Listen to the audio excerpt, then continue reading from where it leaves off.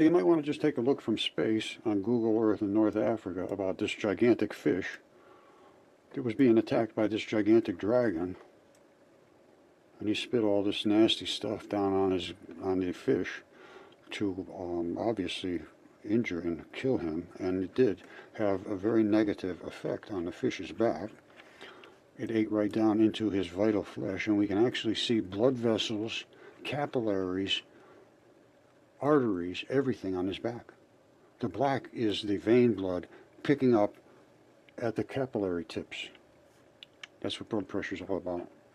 Now, this is a battle that took place. It was recorded in the ancient text, and he runs all the way across exactly as what they said in the ancient text. His tail is way back here. These are dragon scales out here. So if NASA and all the rest of them want to be honest and true and teach us about our true past and about the history and what they can see from space and why this is just ignored, these are dragon scales. That dragon went all the way across North Africa, and he's on the maps from, I think it was 1387. Runs right all the way down here. This is his neck. All the way down, all the way down, all the way down, all the way down into his stomach. Now, there was a terrible gash right there, and this is also recorded, and that gash is on the map, too. And the reason this extremely green substance is running out of here is because that literally is draining some of whatever, got to be some remaining blood in this creature that is causing this to create this very extreme green growth. And this is all the red blood that ran out of there.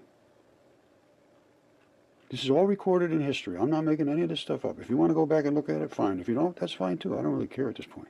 But I'm pointing this out for people that should have been able to learn this in school, where it should have been taught. I've been showing this, or trying to, for 7 years minimum, to all the top universities.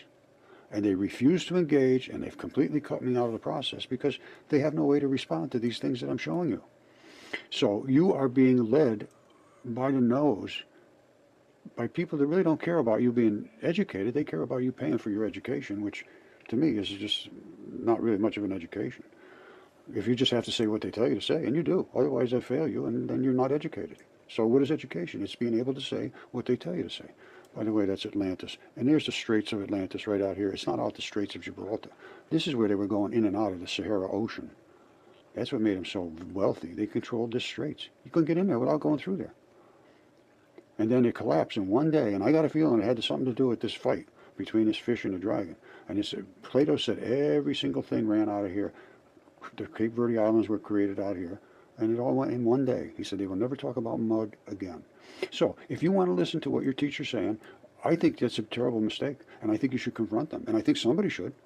As far as I'm concerned, it looks to me like it's fraud now, because that's the legal definition of suppression of legitimate, credentialed evidence. If they can force that not to be seen, that is literally fraud. And I don't see one of them that will allow it to be seen. You say, oh, you go somewhere else and show that. No, you're the one that's selling this stuff to the kids, forcing them to pay for the rest of their lives for what you should have known was wrong. You should have investigated.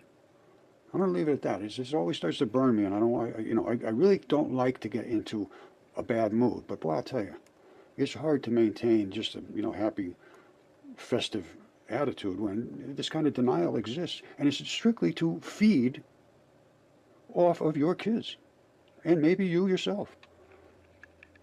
I just don't think it's right at all.